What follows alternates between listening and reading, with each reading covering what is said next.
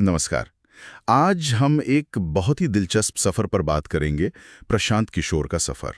जी, जो संयुक्त राष्ट्र से शुरू होकर भारतीय राजनीति के कह सकते हैं कि अकेबलीय केंद्र तक पहुंचता है। हाँ, और आज हम इसी को समझने की कोशिश करेंगे।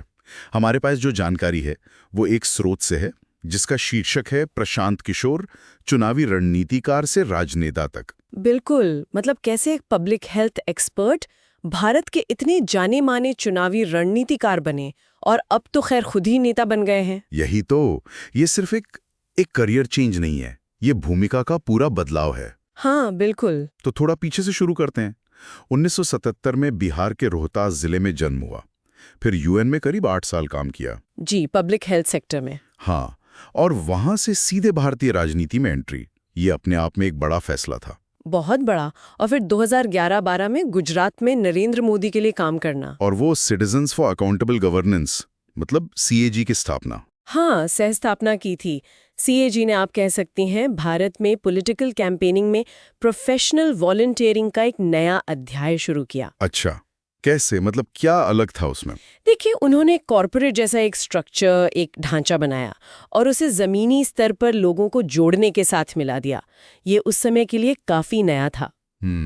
मतलब सिर्फ नारे लगाने वाले लोग नहीं, बल्कि डेटा और स्ट्रैटेजी के साथ काम करने वाली टीम। और तभी वो सब नई चीजें आई, चाय पे चर्चा, 3D रैलीज, सोशल मीडिया का इतना बड़ा इस्तेमाल। जी। क्या ये सिर्फ मार्केटिंग गिमिक्स थे या इनका कुछ गहरा असर भी था? नहीं, सिर्फ गिमिक्स नहीं कह सकते। जैसे चाय पे चर्चा है, उसने नेता और वोटर के बीच एक सीधा अनौपचारिक संवाद का माहौल बनाया। हाँ, वो पारंपरिक रैलियों से तो अलग था। बिल्कुल। और 3D रैलियों ने तकनीक के जरिए एक नेता की पहुंच को एक साथ कई जगह बढ़ा दिया। ये दिखा दे कि वो वोटर की नब्ज समझते थे और तकनीक का इस्तेमाल करना भी जानते थे। हाँ, बखूबी।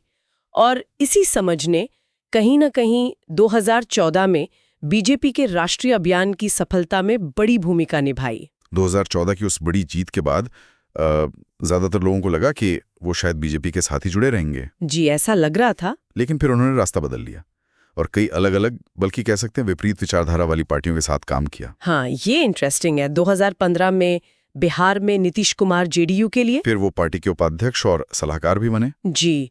और उसके बाद पंजाब में कांग्रेस, आंध्र में वाईएसआरसीपी जगनमोहन रेड्डी के लिए, दिल्ली में ऐप, बंगाल में टीएमसी, तमिलनाडु में डीएमके, लिस्ट लंबी है। हाँ, ये क्या दिखाता है? ये उन्हें एक तरह से एक इलेक्शन विनिंग मशीन या कह लीजिए विशुद्ध प्रोफेशनल रणनीतिकार के तौर पर स्थापित करता है। मतलब विचारधारा से कोई लेना देना नहीं। ऐसा लगता है कि उनका जोर इस बात पर रहा कि उनकी स्ट्रैटेजी किसी भी पार्टी के लिए काम कर सकती है, बस पार्टी उनकी सलाह माने। हालांकि अब जब वो खुद राजनीति में आ गए हैं तो इसी बात पर सवाल उठ सकते हैं कि उनकी अपनी विचारधारा क्या है। सही कहा, ये सवाल अब महत्वपूर्ण हो गया है।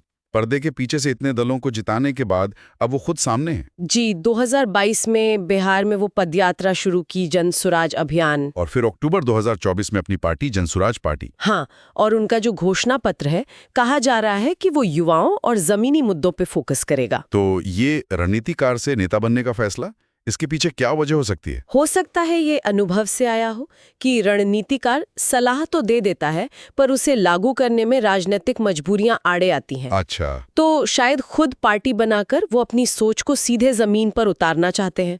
जन सुराज का मतलब भी यही है, लोगों का अच्छा शासन। तो वो सीधे सिस्टम बदलना चाहते हैं, सिर्फ सलाह देकर नहीं। शायद यही लक्ष्य हो। उनके हाल के बयानों ने भी काफी हलचल मचाई है, बिहार को विफल राज्य कहना। हाँ, ये काफी तीखा बयान है। या फिर वो शिक्षा के लिए फंड जुटाने के लिए शराबबंदी जैसे नियमों में बदलाव की बात करना। जी। ये क्या संकेत देते हैं? ये दिखाते हैं कि वो जो स्थापित राजनीतिक नैरेटिव है उसे चैलेंज करने से, चुनौती देने से हिचक नहीं रहे। विफल राज्य कहना तो सीधे सीधे मौजूदा पार्टियों पर हमला है, और शराबबंदी जैसे संवेदनशील मुद्दे को विकास मतलब शिक्षा के लिए राजस्व से जोड़ना, ये दिखाता है कि वो कुछ अलग समाधान सोच रहे हैं, भले ही वो विवादास्पद हों। जी बिल्कुल। एक और बात जो काफी अनोखी लगी, पार्टी की फंडिंग। वो कह रहे हैं कि इसका स्रोत उनकी बौद्धिक क्षमता है। हाँ, और वो उम्मीदवारों को व्यक्तिगत रूप से समर्थन देंगे। आजकल की राजनीति में जहां पैसे का इतना बोलबाला है, ये कितना प्रैक्टिकल है? देखिए, ये दावा तो पारंपरिक राजनीति में पैसे के प्रभुत्व को सीधी चुनौती है। तो ये उन्हें एक सेल्फ मेड आत्मनिर्भर नेता के तौर पे पेश करता है। पर सवाल वही है, क्या सिर्फ बौद्धिक क्षमता या पर्सनल सपोर्ट से पूरे राज्य में संगठन खड़ा करना, चुनाव लड़ना संभव है? खासकर भारत में? हाँ, व्यवहारिक रूप से कितना संभव है ये देखना होगा।